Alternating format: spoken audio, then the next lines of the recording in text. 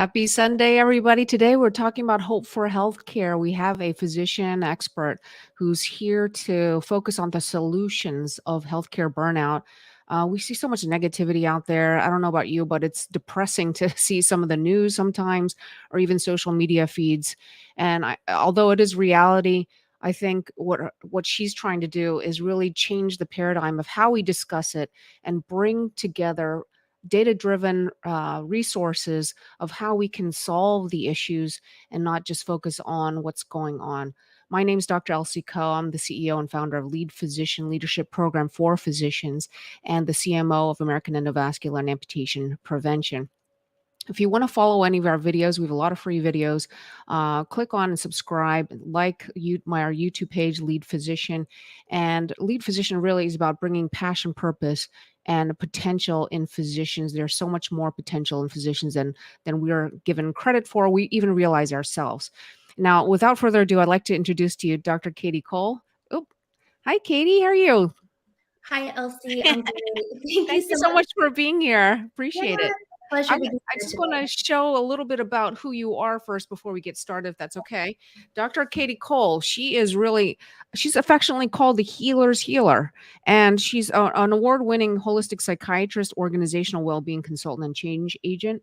And through her own story, she's brought together this platform she's been very passionate about.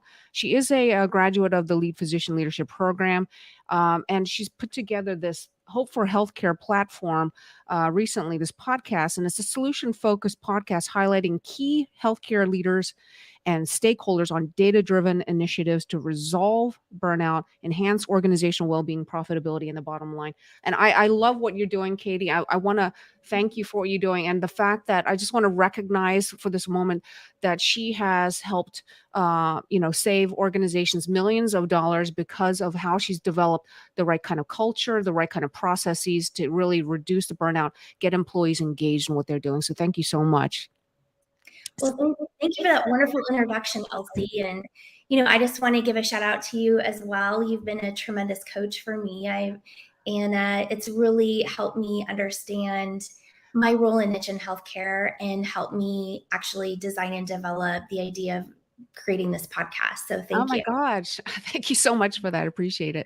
So Katie, can you help us just for the audience, there's a lot of people here on healthcare listening and not necessarily physicians. How do we as healthcare leaders, how do you help those organizations? Maybe you can give us a story. How did you do that? Maybe some tips and tricks on the short podcast. How can organizations create that kind of not just improving the burnout, getting rid of it, improving the well-being of people, but also maintaining that profitability, because everyone thinks, oh my God, it's going to cost so much money for me to do this. Oh, exactly, Elsie. And, I have a lot of good news. So if you're in the C-suite, CMO, CEO, CWO, CNO, or whatever, you're listening to this, we have so much data and we have so many statistics and well-being metrics that show financial profitability if you're taking care of the people within your organization. So that's the good news. I want to start out with that. There are multiple resources I think that are very helpful, and I'd be happy to post this in the comment section. One is the National Academy of Medicine has created this roadmap and blueprint for an organization on where to even begin assessing your organization for burnout and turnover and how that is impacting your bottom line. And then ideas of where to begin. There also is the advisory report that just came out recently from the Surgeon General, Dr. Murphy, and it's a 75-page document really outlining what our government is hoping that healthcare organizations look at within their own system and specific tools and ways to turn around burnout and take care of your health system. So there are many different resources out there, and I can talk about a couple of specific ones I think would be very impactful if you'd like me to. That's absolutely. Thank you so much. Yes. Well, one of the things that I think can be it doesn't take much of an internal resource to do, but I think having the C-suite shadow the front line can be very effective because number one, it shows that you care. Number two, you're rebuilding trust within the organization. We know that we have some broken trust in our culture of medicine. And also it gives the C-suite an idea of what the front line is going through. What do you mean by having the C-suite go to the front lines exactly? Yeah, like maybe, the CEO shadowing a physician or nurse one day a week for a while, just getting a sense of what the obstructions are to patient care, because there are a lot of inefficiencies that are built into the workflow every day that impact productivity of the health system. So that for the CEO to actually understand what is happening on the front line can be very important for the health system. That's awesome. That's, Yeah, I mean, basically understanding what's happening from the bottom up so that exactly. you know what you deeply understand, and then helping the employees feel like they're being heard.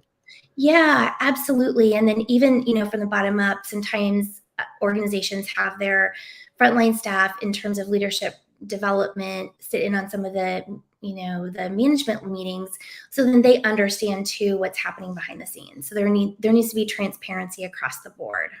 Okay, great. That's a really, you know what? I think, my personal experience with my, former and now current boss, he would show up. I remember my former job with American Access Care, he would just show up at the offices, and he deeply understood. He sat side by side with the physicians, even at our meetings, and he deeply understood how the procedures were being done and what were the problems.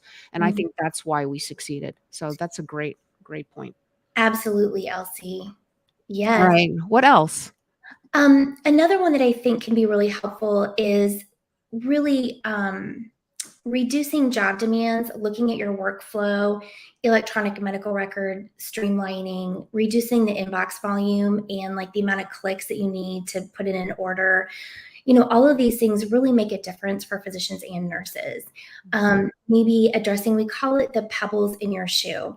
So these little things that are happening throughout the day that are annoying or getting in your way of being able to be productive, if we can take care of those one at a time, then all of a sudden you have the space and the bandwidth to deal with even bigger problems on the front line. So that's another area to look at.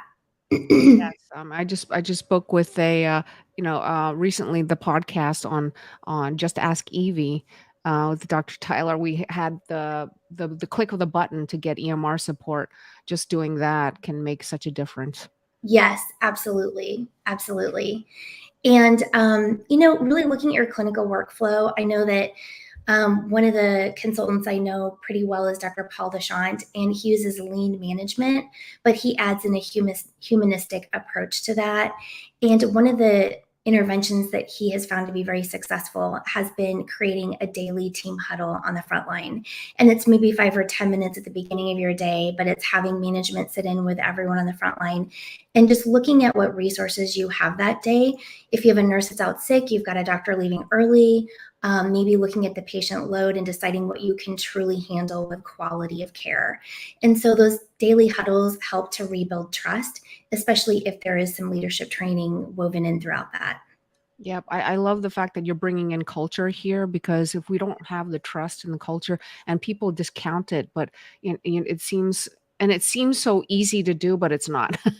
And it takes work, right? Mhm. And it's learning how to get your leaders to succeed. So if you're the head honcho, helping to give the resources to your leaders and middle management people so that Mhm. they can go out and do the things that that needs to be done. Mhm. So thank you so much. These are so good. So Um, thank you, Elsie. And one of the things I want to touch on is that, you know, one of the things I love about your lead physician program is that you blend both personal and professional development. I think that is really key because we don't have that in training in medical school or even nursing school. We don't learn these basic leadership skills. And so we don't know how to really advocate for ourselves when we're on the front line. that's so true, and thank you for saying that. Yes, it's not just about learning the logistics of leadership, and we could sit there and learn lean management, and we can learn about Cotter's model, of driving change. But if we don't know how to be self-aware and have that emotional intelligence and learn how to drive goals and dream bigger, we're not going to be able to show up as great leaders. Thank you for bringing that up. Thank you, Elsie. So how can people reach out to you? Because I know you have this Hope for Healthcare podcast. First of all, before we end this, why did you bring Hope for Healthcare, and what is your big What is your big why and what's your big goal with Hope for podcast? Hope for Healthcare podcast. Well, yeah, Elsie, as a physician that suffered burnout myself for many years, I almost left healthcare, honestly. And then I started working with you and I started to get inspired again. And when I attended the Burnout Symposium in January of this year, it really highlighted for me how many solutions are available and what these organizations are doing to shift their culture of medicine. And doctors and nurses don't know about this, and there are so many resources available. So that's why I decided to launch my podcast to help educate and inform and inspire healthcare leaders to implement these innovative, data-driven strategies to resolve burnout. I love that you're bringing the solutions to the front line and bringing the leaders in the field. And I see you already networking with giants in the field. Can you talk about what's coming up? I know you have an events page on your web. If you guys are interested, go to the events section of her website, and her website is drkatiecole.com. Is that correct? Yes, that's correct. Yeah. So tell us about what is the event that's coming up that we should all know about? Well, I'm really excited, Elsie. We have a National Burnout Symposium. It's a follow-up to the one we had in January. It's going to be in New York, June 23rd through June 24th. And it's really going to be highlighting some of our national experts and leaders on what they are doing that is innovative within their own organization to resolve burnout. So it's very solution focused. We even have a CEO panel that will be moderated by Dr. Tina Shaw. We have some great people coming to speak. Dr. Krasinski, she's been instrumental through the AMA Steps Forward and National Academy of Medicine roadmap for organizational well-being. Dr. Paul Deschamps will be co-chairing as well. And he is one of the lead consultants in lean management. And Tim Kaine is a senator from Virginia, and he is going to be opening up our symposium. And, he was really instrumental on the advocacy front with Corey Feist and the Lorna Breen Foundation in getting the Lorna Breen Act passed. And so that's very exciting that he's going to be there. And then we hopefully will have the Surgeon General of the United States, Dr. Murphy. Wow, that's fantastic. I'm so amazed and all the things that you've accomplished in such a short period of time, Katie. You have an extreme amount of talent that you're uncovering, and I see it in I see what you're doing as a great physician leader, and I hope that for many physicians out there who are listening, I hope you're inspired by her story and what she's doing. So how else can people reach out to you? I have your website here. Yes, Katie, Dr. they Katie. can reach out to me on my website. They can also email me. They can call me, text me. I'm on LinkedIn. I'm on Twitter and YouTube. I have a weekly podcast, and so that is getting uploaded on my YouTube channel. You can also follow my podcast on my website. Yes. So info at drkatiecole.com is her email. Thank you so much for that. Thank you everybody for listening. My name is Dr. Elsie Coe. If you have a story in physician leadership, please reach out to me at info at drlccoe.com. And if you're interested in leadership training, we are going to begin the training in August. Go reach out and touch base, leadphysician.org. Any last words of wisdom for us, Katie, as we close here?